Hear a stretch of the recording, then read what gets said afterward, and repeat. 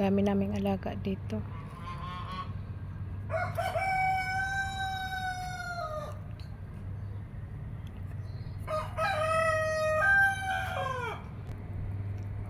Pati meow meow. Dami kong alaga na meow meow dito. Yan ang aming mga manok. Taga-suporta ng mga itlog na ginagamit araw-araw. Dami nila. Diba?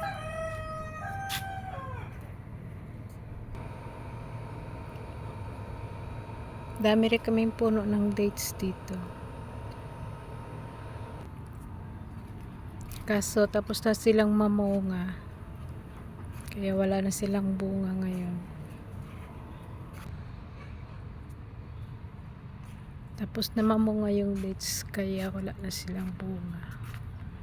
Ang dami kaya dito yan sa aming lugar. Dito malapit lang yan sa bahay. Dito lang yan sa libot namin.